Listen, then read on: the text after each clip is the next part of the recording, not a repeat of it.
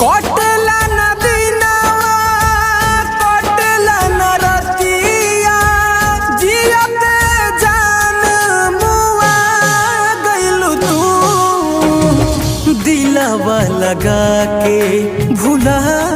गइलू तू दूसरे के सपना सजा गइलू तू दिलवा लगा के भुला गइलू तू